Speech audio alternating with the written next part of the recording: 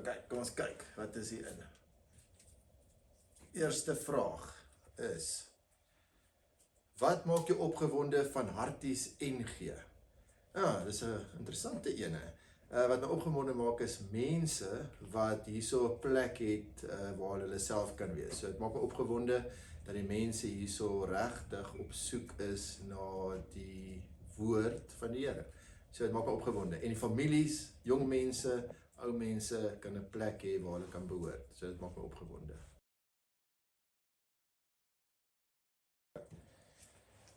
Vraag 2. Wat is jou beste partytriek? My beste partytriek is so aan die einde van die aand voor ek baie sê, verdwyn ek net. Goed, dis 'n goeie een.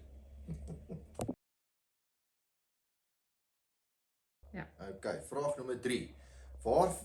Waarna sien jy die meeste uit vir 2026? Ek dink dit sluit in by ons tema om in Jesus se voetspore te leef, om saam te ontdek hoe Jesus ons help. Julle weet, Jesus het meer gepraat hoe ons moet leef as wat ons moet doen om in die hemel te kom. So die ontdekking van hoe om te lewe, sien ek uit om saam te ontdek.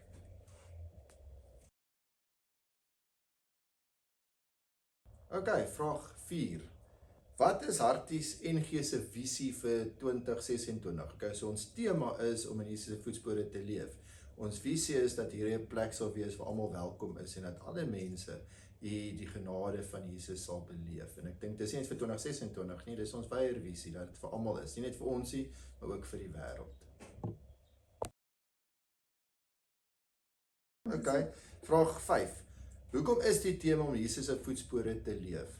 Ek dink ons het gekies op die tema omdat ons gedink het baie mense wil net vir Jesus volg, maar ons vergeet om Jesus te volg bring eintlik lewe, en om eintlik te lewe terwyl ons volg is iets wat ek dink ons nie baie oor dink nie, en om in dit te wandel en daaroor te na te dink en Jesus se voetspore te volg en in die Bybel te kyk, dan dink ek ons besef die waarde van die lewe en hoe help dit ons om soos Jesus te wees in 'n wêreld wat Jesus baie nodig het. Okay, vraag nommer 6. Wat is die nuwe digitale hartklop? Nou as jy nog nie geweet het, nou is ons besig daarmee. Wat is ons gemeente se hartklop? So dit begin by my en dan gaan ons al die bedieninge van ons gemeente vat. Ons gaan 'n vraag en antwoord hê soos hierdie, sodat julle meer kan weet wat in ons gemeente aangaan en ook waar julle betrokke kan raak. So watch this space. En die vraag is, wat is die hartklop van die gemeente? En ek dink ons moet saam ontdek en ons weet eintlik wat dit is, maar is goed om vir mense om dit weer te hoor. So ons gaan nie meer goeders druk nie, ons gaan nie meer papier mors nie. Ons gaan nou fokus om digitaal vir mense ons storie te vertel en waarmee Jesus in ons gemeente besig is. En hopelik inspireer dit net vir jou nie, maar ook mense in ander gemeentes om ons.